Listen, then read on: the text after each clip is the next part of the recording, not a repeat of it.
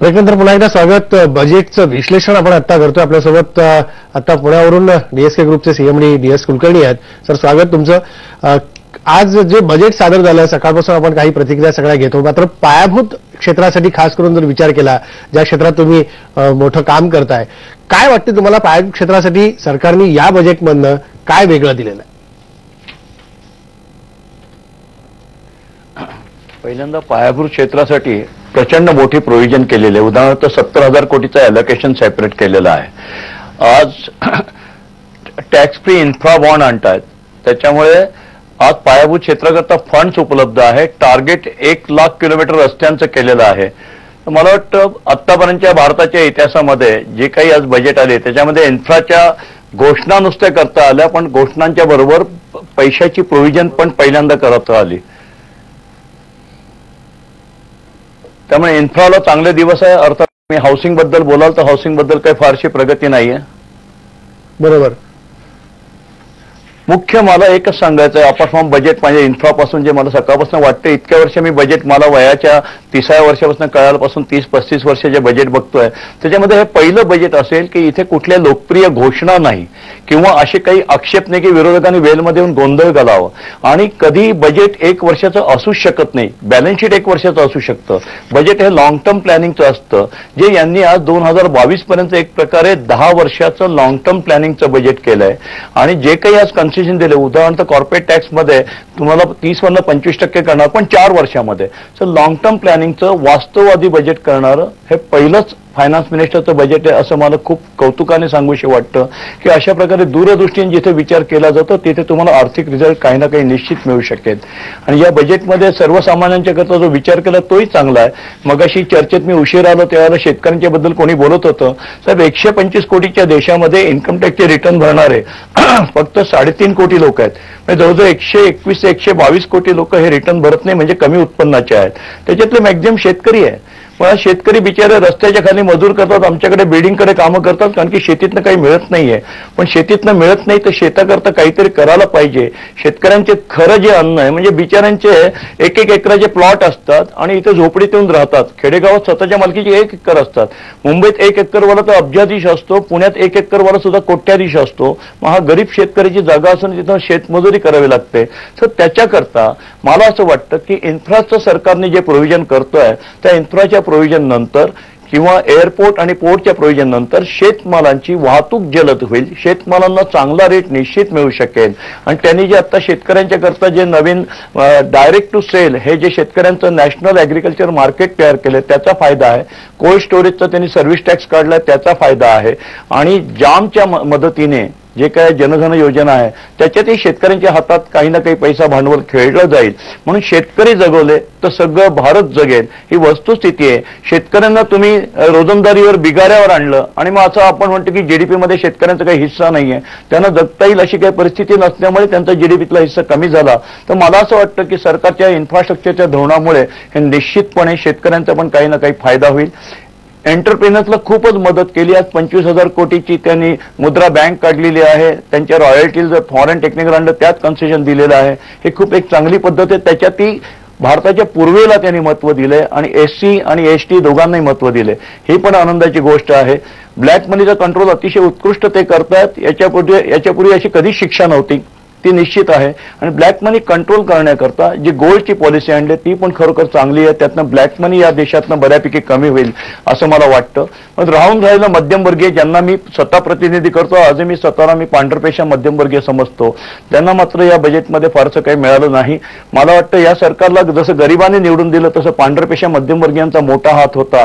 त्यांच्या काही अपेक्षा होत्या त्या यात पूर्ण झाल्या नाही. पण तरी पण मध्यमवर्गीय शोषिक असतो. लॉंग टर्म प्लॅनिंगमध्ये त्यांचा काही ना काही निश्चित फायदा होईल असं आपण अपेक्षा करूया, पण आता मात्र नाही. आता हाऊसिंग क्षेत्रामध्ये सर, हाऊसिंग क्षेत्राकडे मी येतो. सर, हाऊसिंगकडे येऊया आपण परत त्या मुद्द्यावरती. जो मध्यमवर्गीयांचा मुद्दा तुम्ही छेडलेला, मला तोच मुद्दा किरीट सोमय्याला विचारायचा आहे. किरीट सोमय्या, ज्या मध्यमवर्गीयांनी, जसं DS कुलकर्णी म्हणाले की मध्यमवर्गीयांनी जास्त भिस्त ठेवलेली होती, अपेक्षा ठेवलेल्या होत्या, काही मागणं मनातून मागितलं होतं मतं देऊन गेल्या 9 महिन्यापूर्वी, तर काय त्या मध्यमवर्गीयांना दिलासा मिळालाय असं फारसं वाटत नाही. जर आपण ऐकलं असेल तर अरुण जेटलींनी किमान 7 अशा अनाउन्समेंट मध्यमवर्गीयांसाठीही केल्या. आपल्याला 4,44,200 एवढं इन्कम टॅक्समध्ये एक्झेम्पशन किंवा डिडक्शन उपलब्ध करून दिलं.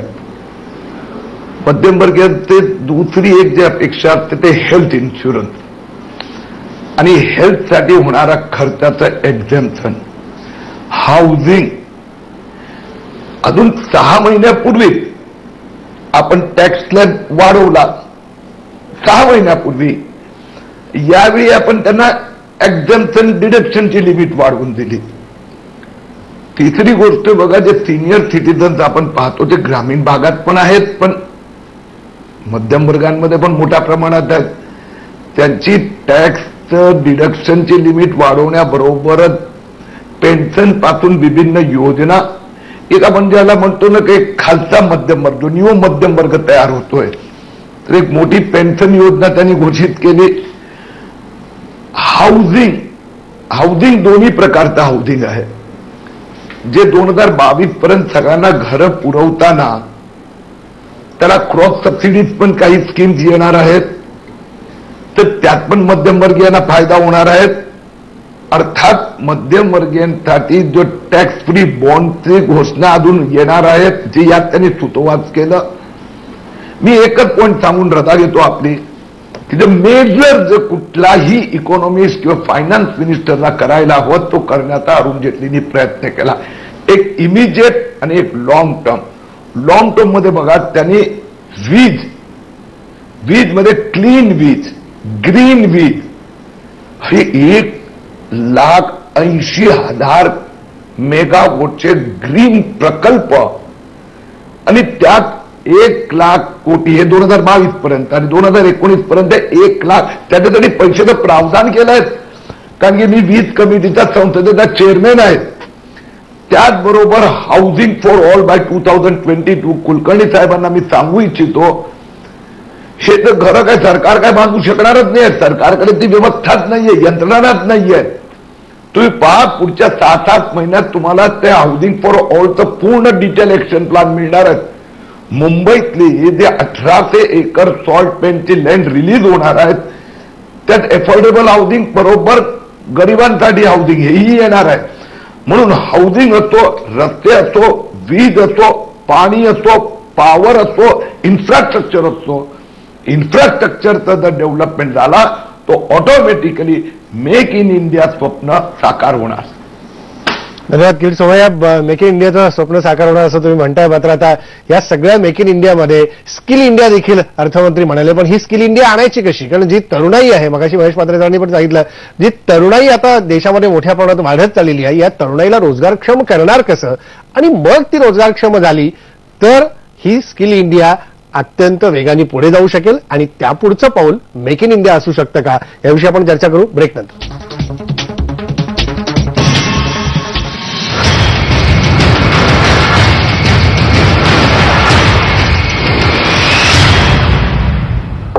ब्रेकनंतर पुन्हा एकदा स्वागत. आता आपल्यासोबत काही नवीन पाहुणे देखील आलेले आहेत. आपल्यासोबत शेअर मार्केट एक्सपर्ट राजेश तांबे आहेत. सकाळपासून ते आपल्या सोबत होते, बजेटचं विश्लेषण करत होते. आताही ते काही मुद्दे स्पष्टपणे बजेटमधले सांगतील. आपल्यासोबत शिवसेनेच्या प्रवक्त्या आणि आमदार नीलम गोरे आलेले आहेत. नीलमताई देखील या बजेटकडे कसं पाहतात तेही आपल्याला त्यातले काही मुद्द्यांसह सांगतील. आपल्यासोबत शेतकरी नेते विजय जावंदिया आहेत नागपूरवरून.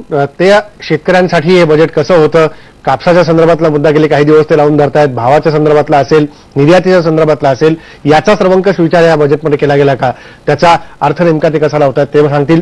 आपल्यासोबत मुकुंद कुलकर्णी आहेत, chamber of Marathwada industry and ऍग्रिकल्चरचे माजी अध्यक्ष आहेत. इंडस्ट्रीसाठी हे बजेट कसं होतं ते आपल्याला सांगतील, कारण तेही सकाळी या बजेटचं विश्लेषण करण्याकरता आयबीएन लोकमतवर होते. आणि अजित अभ्यंकर देखील आपल्यासोबत आहेत, कम्युनिस्ट नेते. ते या बजेटकडे कसं पाहतात ते आपल्याला या बजेटमधले काही मुद्द्यांसह सांगतील. मला सुरुवात नीलमताई तुमच्यापासून करायची आहे. बजेटकडे आजच्या सगळ्या सादर झालेल्या शिवसेना कशी पाहते?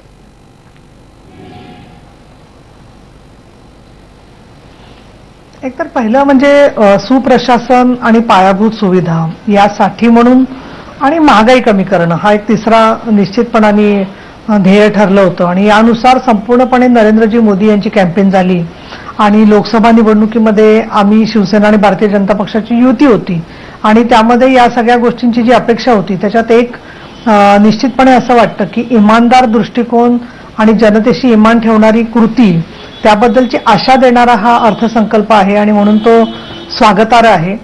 विशेषतः वेगवेगळ्या ज्या योजना जाहीर केलेल्या आहेत त्याच्यामध्ये 2022 पर्यंत सर्वांसाठी घरं ही एक शहरी आणि ग्रामीण भागात दोन्हीच्यासाठी घोषणा सरकारने केलेली आहे. कशा पद्धतीने त्याची अंमलबजावणी होईल हे एक मोठं निश्चितपणाने एक ज्याला आपण म्हणून आव्हान म्हणता येईल किंवा अंमलबजावणीमधल्या त्रुटी या कशा दूर करणार. त्याचसोबत असं वाटतं की ज्येष्ठ नागरिक असतील, उद्योजक असतील, उद्योजकांसाठी मुद्रा म्हणून त्यांनी नवीन एक योजना जाहीर केलेली आहे. या सगळ्या सुकन्या योजना, त्याच्यात विद्यालक्ष्मी योजना, या सगळ्या योजनांच्या बरोबरीने सबसिडीतल्या गळती रोखणं याला त्यांनी जे फोकस दिलेला आहे त्याच्यावरती दृष्टिकोन टाकलेला आहे तो खूप महत्वाचा वाटतो.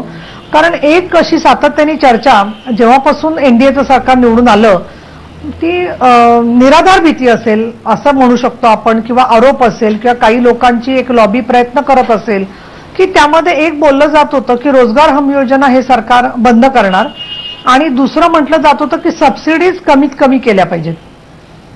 मला असं वाटतं की अगदी त्याच्या विरुद्ध भूमिका प्रत्यक्ष कृतीमधून सरकारने दाखवलेली आहे आणि सबसिडीज ज्या आहेत त्या अपरिहार्य आहेत. कारण गरिबांच्यासाठी किंवा जे शेतकरी आहेत, मगाशी मी तुमची चर्चा ऐकली त्या संदर्भात विचार जर का केला तर अनेक मूलगामी स्वरूपाच्या निर्णयांचा एक भाग अर्थसंकल्प असतो आणि म्हणून मला असं वाटतं की शेतकरी आत्महत्यांचा मगाशी जो उल्लेख चाललेला होता तर शेतीमालाला भाव मिळणं असेल किंवा पतपुरवठ्याच्या संदर्भातल्या अंमलबजावणीतल्या ज्या त्रुटी असतात किंवा अवकाळी पाऊस, आजच एका बाजूला खूप नाही पण अवकाळी पाऊस अचानकच झालेला आहे सगळ्या भागामध्ये आणि त्याच्यातून वेगवेगळ्या स्वरूपाच्या प्रतिक्रिया आणि एक चिंता अनेकांच्या मनामध्ये दिसते आहे. तर नाबार्ड असेल, पतपुरवठा असेल, ठिबक सिंचनाच्या योजना असतील, याच्यात सुद्धा प्रत्येक बजेट हेडमध्ये चांगल्या प्रकारची वाढ तर झालेलीच आहे.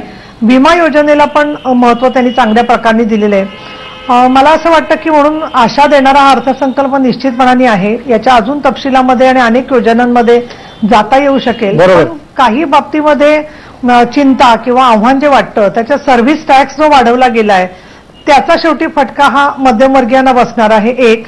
आणि दुसरं म्हणजे आजच्याच दिवशी अर्थसंकल्पाच्या मध्ये आमची उलट अपेक्षा होती की आज नाही तर पुढच्या आधीच्या काही दिवसामध्ये पेट्रोल आणि डिझेलच्या किमती आंतरराष्ट्रीय दरानुसार ज्या कमी होत आहेत तर तशा उलट कमी होतील.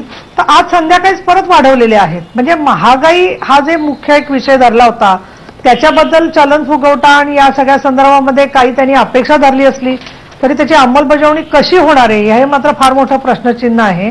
आणि म्हणून अंमलबजावणीच्या शिवधनुष्य हे सरकार कसं पेलणार याच्याकडे निश्चितपणाने आमचं त्या सरकारला सहकार्य आहे, पण त्याचबरोबर ते एक फार मोठं आव्हान आहे. आणि ह्या जो सगळ्या अपेक्षा आहेत सर्व्हिस टॅक्स, मला एक 2 वाक्य बोलण्यासाठी राजेंद्र यासाठी संधी पाहिजे की ज्या मध्यम वर्गाची अपेक्षा आहे, मगाशी किरीट सोमय्यांनी पण खूप त्यांचं विवेचन मी ऐकलं की आम्ही या गोष्टी केलेल्या आहेत, इन्कम टॅक्सची लिमिट जी आहे त्याच्यात कसा बदल केलेला आहे वगैरे. पण आज मोठ्या प्रमाणात मध्यम वर्गाची एक नाराजी काय असते ते सारखं त्यांच्या शेतकऱ्यांबद्दल त्यांचं काहीच म्हणणं नसतं. शेतकऱ्यांना सुविधा मिळाल्या पाहिजे, पण एक फार मोठा सेक्टर असा आहे की जो इन्कम टॅक्सच देत नाही. संपूर्णपणे पॅरलल इकॉनॉमी चाललेली असते आणि त्यांच्याकडे जो अब्जावधी रुपये फिरतात संपूर्ण पर्यायी यंत्रणेमधून आणि त्यातून मग प्रचंड एका बाजूला चंगळवाद झालेला दिसतो आणि मग जो मध्यमवर्गीय माणूस टॅक्स भरतोय मोठ्या प्रमाणामध्ये, आयटी सेक्टर मधले लोक असतील, बाकीच्या सेक्टर, त्यांना ही सारखी रुखरुख लागलेली असते की आम्ही टॅक्स पेयर आहोत. आणि हा एक मोठा वर्ग असा आहे की जो कुठेही टॅक्स न भरता पाहिजे त्या फक्त सोयी सुविधा उपटतो आहे. आणि म्हणून खरा प्रश्न असा आहे की काळा पैसा बाहेर काढण्याचं एक जे त्यांनी यंत्रणा केली आहे त्या पार्श्वभूमीवर मध्यम वर्गाला कुठेतरी दिलासा पाहिजे होता, तो तेवढा मिळालेला नाही. दिलासा तेवढा मिळालेला नाही. असं वाटत नाही की याच्यामुळे येतो मी या सगळ्या आणखी काही मुद्द्यांकडे. डी.एस. कुलकर्णी आपल्या सोबत आहेत, त्यांना काही इतर कार्यक्रमासाठी जायचं आहे. तर डी.एस. कुलकर्णी, मला हाच मुद्दा जो मगाशी तुम्ही उपस्थित केला, हाऊसिंगच्या बाबतीत देखील आपण बोलत होतो की 2022 पर्यंत सरकार असं म्हणतंय की सर्वांनाच घरं मिळतील आणि आता काही दिवसातच हाऊसिंगच्या संदर्भातले सगळे जे प्रोजेक्ट्स आहेत, जे भूखंड आहेत, सरकार ते देऊन स्वस्तातली घरं उपलब्ध करून देईल असं किरीट सोमय्या देखील मगाशी बोलताना म्हणाले. तुम्हाला काय वाटतं की हाऊसिंग पॉलिसी संदर्भात आजच्या बजेटमध्ये निर्णय झाले ते चांगले असतील, पुढे सगळ्यांना स्वस्त घरं मिळतील? नाही, आज काही क्लॅरिटी नाहीये. त्यांनी 2 कोटी अर्बनमध्ये आणि 4 कोटी रुरलमध्ये घरं बांधायचं कबूल केलंय, पण पॉलिसी काय, बांधणार कोण? मग अशी किरीट सोमय्या म्हणजे तुम्हीच बांधणार आहात एक प्रकारे त्यांनी सांगितलं. जर आम्हीच बांधणार असो तर हाच तर आमचा आक्षेप आहे की तुम्ही बिल्डरला गरिबांची घरं बांधायला सांगता, चांगला आहे, ठीक आहे, बिल्डरकडनं फुकट घेतात तेही चांगलं आहे, त्याच्या मोबदल्यात बिल्डरला FSI देता, ओके. आता पुढे काय होतं की तुमच्या प्लॉटमधले 20% घरं जेव्हा तुम्ही गरिबांना बांधून घेता त्यावेळेला तो 20% FSI ज्या बिल्डिंगवर लोड करायचा ते कोण असतात? ते पांढरपेशे मध्यमवर्गीय असतात, ज्यांची अवस्था शेळीच्या शेपटीसारखी, धड माशी उडवता येत नाही, धड अब्रू झाकता येत नाही. तर हा सगळा खर्च गरिबांच्या सबसिडी, जसे एकीकडे तुम्ही सबसिडी कमी करताय आणि तुम्ही सबसिडीचा कॅन्सल करून एक वेगळ्या थराला बॅलन्स शीट नेताय, आपलं बजेट नेताय, तसं तुम्ही गरिबांच्या घराचं बर्डन हे तुम्ही त्या बिल्डरवर टाकतात, बिल्डर त्या मध्यमवर्गीयांवर टाकतो. तुम्हाला वाटतं मुंबईत 1 लाख रुपये स्क्वेअर फूट फ्लॅट आहे, पुण्यात 20,000 रुपये स्क्वेअर फूट फ्लॅट आहे, ते 10% इन्व्हेस्टर लोक घेतात. जसं मगाशी निलमताईंनी सांगितलं की पॅरलल इकॉनॉमी कशी चालते 2 नंबरची, तर त्या घरातनं इन्व्हेस्ट करतात. तर प्रत्येकाला वाटतं अरे बापरे घराच्या किमती किती घेतात की लोक, मग यांना काय घेऊ नये. पण जो बिचारा मध्यमवर्गीय असतो तो मुंबईत आज फार कसारा घाटापर्यंत राहायला जायला लागलाय, पुण्यामध्ये 50 किलोमीटर बाहेर लांब राहायला जायला लागलाय. तर त्याला तुम्हाला योग्य घरं द्यायची असतील की ज्या पांढरपेशांची ज्या सरकारकडनं अपेक्षा आहे की त्यांच्यावर तुम्ही एक्स्ट्रा बर्डन टाकू नका. जर गेले 2 महिन्यात बघितलं तर राज्य सरकारने स्टॅम्प ड्युटी वाढवली, त्याचं बर्डन, पाठोपाठ तुमचे वाळू आणि खडीचे RTOच्या नियमाप्रमाणे डबल रेट झाले, त्याचं बर्डन, ते संपतं नाही संपतंय. तर आज तुम्हाला सिमेंटचं दर सरकारला 120 रुपयाने मिळत आहे, पण त्याचा लोड त्यांनी बाहेर काढला, 350-400 पर्यंत सिमेंट गेलं, जे खरं तर 100 रुपयाच्या वर जायला नाही पाहिजे, त्याचा लोड. आणि आता तुम्ही सर्व्हिस टॅक्स पण वाढवला, त्याचा लोड. तर मध्यमवर्गीय नेमका कुठे सुटेल? जर मध्यमवर्गीयाला परचेस पॉवर वाढवायची असेल तर इन्कम टॅक्समध्ये 4,40,000 दिले, पण त्याच्याकडे राहिले का ते? तुम्ही गव्हर्नमेंटच्या स्कीममध्ये टाकले तर ते डिडक्शन आहे.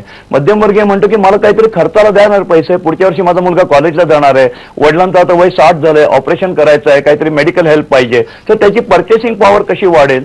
आयदर सॅलरी वाढून किंवा अशा प्रकारचे बेनिफिट वाढून, ते काही होत नाही. त्यामुळे मध्यमवर्गीयाला जे घर लागतं तिथे अडचण आहे. सरकारला जर गरीबाला घर द्यायचं असेल, मी दरवेळेला सांगतो हा बजेटचा विषय आहे का नाही, तर आहे, कारण की राज्य सरकार तेच म्हणतं, केंद्र सरकार तेच म्हणतं. 25 स्क्वेअर मीटर 250 फुटामध्ये गरीब कसा राहणार, मला कधीच कोणी उत्तर देत नाही. मध्यमवर्गीय आणि श्रीमंत सोडून द्या, मध्यमवर्गीय मुलाचं लग्न झालं की त्याला वेगळा फ्लॅट घेऊन देतात, म्हणजे 1 बेडरूमच्या फ्लॅटमध्ये फक्त नवरा बायको 2 छोटी मुलं राहतात. गरीबाच्या 250 स्क्वेअर फुटामध्ये तो, त्याची बायको, भावाची मुलं, स्वतःची मुलं, आई वडील 10 लोक राहतात.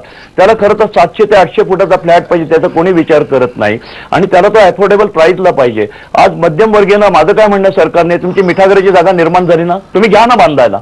आज जसं तुम्ही DGS रेट खाली, माझी इनोवा गाडी जर मी तुम्हाला 18 लाखाला विकत असेल तर गव्हर्नमेंटला 12 लाखाला देतो, म्हणजे काय टॅक्स फ्री आहे.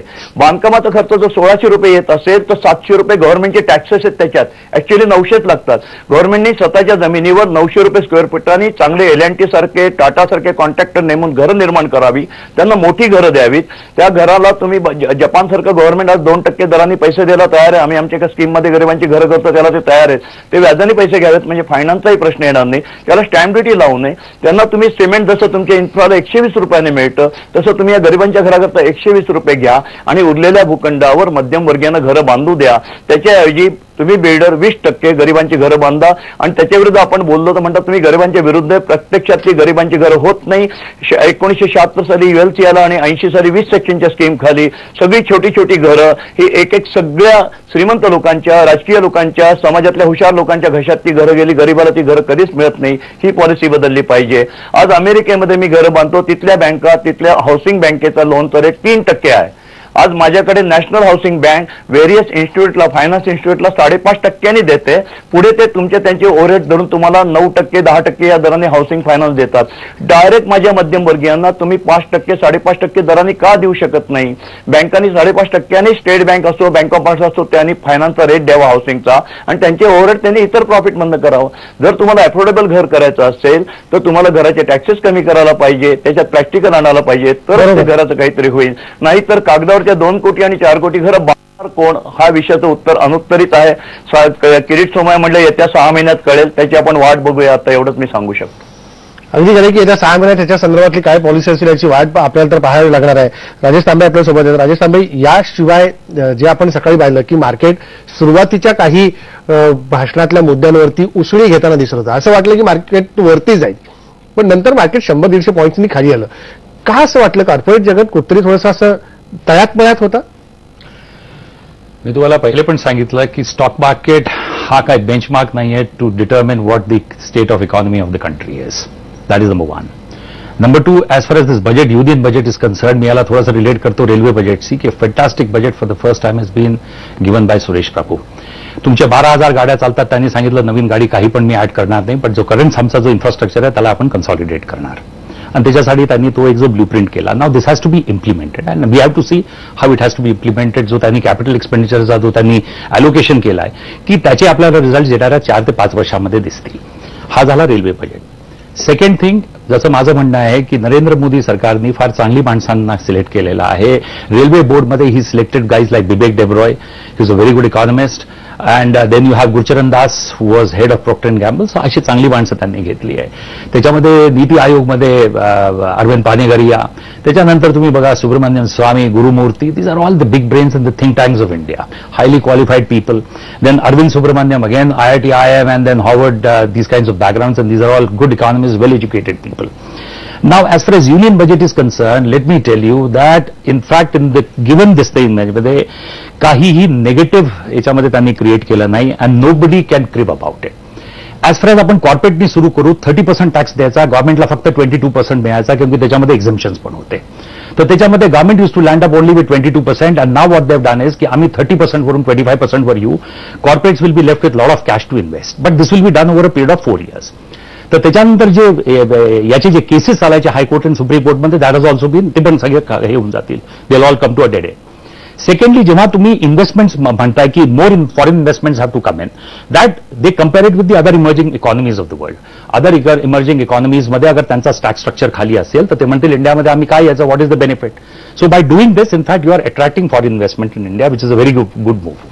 फक्त एकच चीज माझं म्हणणं आहे की ही जी उसळी येते, माणूस फक्त ऐकतो की 30% वरून 25% आला, पण त्यांनी त्याच्यामध्ये ते ऐकलं नाही 2% of the surcharge, 2% of the surcharge on 30% of course, which is going to be for this first year. माणूस काय म्हणतो सीआयमध्ये की बसलेला 30% वरून 25%. That is what I say. म्हणून मी सांगितलं होतं पोस्ट बजेटमध्ये बसू, प्री बजेटमध्ये, प्री बजेट नंतर पोस्ट बजेट, क्योंकि you have to analyse. 1000 pages मध्ये आहे. You have to go through the fine prints of the budget, which runs into 1000 pages. But corporate is very happy. आणि तुम्हाला एक सांगतो, none of the corporatesनी कधी demand नाही केली की कॉर्पोरेट टॅक्सला 30% वरून 25% करा. This is a very logical thinking. हा झाला कॉर्पोरेट टॅक्सवर. इन्कम टॅक्समध्ये यू स्टील हॅव 4 years. माझं म्हणणं आहे की अबॉलिश करून टाका इन्कम टॅक्स, क्योंकि money in the hands of the people is much better, because that will lead to consumption. People know better how to spend that money than government spending the money. But this also will be done, maybe in fact it is too early की या first इयरमध्ये आम्हाला नाही करायचंय. So they have not touch to anything. GST आल्यानंतर ते होऊ शकेल. जीएसटी अजून 1 April याच्यामध्ये आहे, बट वी मूव्ह सायमल्टेनियसली. नाव हा झाला आपला तुमचा डायरेक्ट टॅक्समध्ये. इनडायरेक्ट टॅक्समध्ये आता तुम्ही बघा किती लॉजिकल थिंकिंग आहे या इकॉनॉमिस्टची की वेल्थ टॅक्समध्ये जी काइंड ऑफ जी तुमची कॉस्ट इन्कर होत होती त्याच्यामध्ये तुम्ही फक्त 1000 crores घ्यायचे. सुपर रिचला तुम्ही सरचार्ज लावताय आणि you are collecting 10,000 crores. Ultimately aim of the government is I can not make happy all people. You have to understand what have to do, and between that एक आपल्याकडे जो दर्या आहे त्याच्यामध्ये त्या विदिन द सर्कल मला काय करायचं. Second, in fact we come to की वेल्थ टॅक्समध्ये त्यांनी ऑफ लॉजिकल थिंकिंग केली. तर this logical thinking of course can be done in income tax also. GST जेव्हा इम्प्लिमेंट होईल 1 April 2016 मध्ये 1% पण अगर तुम्ही त्याचा टॅक्स इन्क्रीज केला तर what are you collecting 2 lakh crores in income tax. आणि how many people are in income tax. तर त्याची जी ब्युरोक्रेसी आहे ती पण तुम्ही खतम करू शकता. तो that is also a regular income तुम्हाला गव्हर्नमेंटला मिळेल. पण maybe in fact it is too early to decide right now, जसं मी म्हटलं. सेकंड, फायनान्स कमिशन आपले केळकर महाराष्ट्र माणूस ज्याला हेड करतात त्यांनी हे दिलं की आपण फेडरल स्टेट्सला will give a greater autonomy as far as funding is concern. 32% to 42%. 10%चा तुम्ही इन्क्रीज दिला, त्याच्यानंतर 20% ॲडिशनल सेंटर त्यांना ट्रान्सफर करते.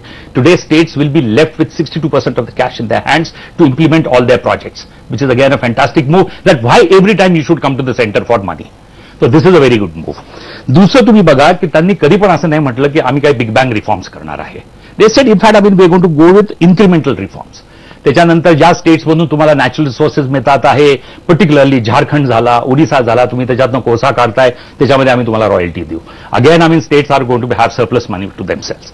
आणि त्याच्यामध्ये जसं मी सांगितलं सबसिडी, अगेन हा एक मुद्दा आहे की तुम्हाला सबसिडी कोणाला द्यायची आहे. सर, सबसिडीच्या मुद्द्यावर मला यायचं, ब्रेक नंतर आपण त्याच्यावर चर्चा करूया. मला माहिती सर, मगाशी जो मध्यम वर्गाचा मुद्दा निघाला, निलमतानी पण मांडला, आता DS कुलकर्णी पण बोलत होते की मध्यमवर्गीयांना सरकार एकीकडे असं दिलासा दिलाय अशा प्रकारचा प्रयत्न केल्याचं दाखवत आहे आणि प्रत्यक्षात तसं पाहता मध्यमवर्गीयाच्या भोवती सगळ्या गोष्टी फिरतायत. बरोबर. पण त्याला वाटत नाही की माझ्यापर्यंत काही आलंय. नाही, मध्यमवर्गीय जी लोकसंख्या आहे 1991 नंतर म्हणजे डॉक्टर मनमोहन सिंग यांनी जे जागतिकीकरणाचं वारं आपल्या देशामध्ये आणलं, करण्याचं वारं आणलं, त्यानंतरच्या काळात मध्यम वर्ग वाढला, मध्यम वर्ग एस्टॅब्लिश झाला आणि त्या मध्यम वर्गाच्या आशा आकांक्षा आहेत या मोठ्या प्रमाणात वाढत गेलेल्या आपल्याला दिसल्या.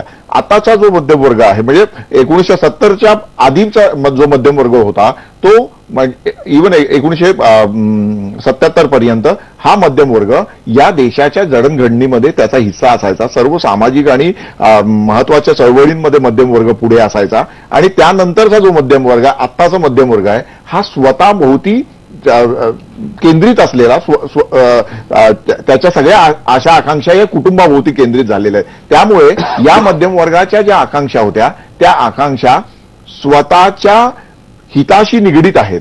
त्यामुळे आता जे सातत्याने जे बोलणं चाललं होतं, इव्हन DS कुलकर्णी यांनी ज्या पद्धतीने मांडलं की त्यांनी जी मांडणी केली ते बघितल्यानंतर असं वाटलं की बिल्डर म्हणजे या देशातला सगळ्यात म्हणजे साधन शुचिता पाळणारा वर्ग असावा. परंतु आताची जी परिस्थिती झालेली आहे की सर्वसामान्य मध्यमवर्गीय माणूस मुंबई असो, पुणे असो किंवा एखाद्या छोट्या गावात सुद्धा त्याला घर घेणं अशक्य बनलेलं आहे. त्यामुळे एकेकाळी या देशामध्ये रोटी कपडा और मकान ही घोषणा सगळ्यात महत्वाची बनली होती आणि आजही स्वातंत्र्याला इतकी वर्ष म्हणजे जवळपास 7 दशकं होत आली तरी सुद्धा आम्ही त्याच घोषणांभोवती आमचा संपूर्ण देश फिरत असलेला दिसतो. हे म्हणजे आपल्या पूर्ण सिस्टमचं फेल्युअर आहे. त्यामुळे मध्यम वर्गाची आता लोकसंख्या वाढलेली आहे. ते शहरीकरण प्रचंड वेगाने झाल्यामुळे त्यांच्या लोकसंख्येकडे बघण्याचा दृष्टिकोन राजकारण्यांचा बदललेला आहे. राजकारण हे पूर्ण शहरी भागामध्ये केंद्रित होत चाललेलं दिसतंय. त्यामुळे मध्यम वर्गांना हा जो से आलेला आहे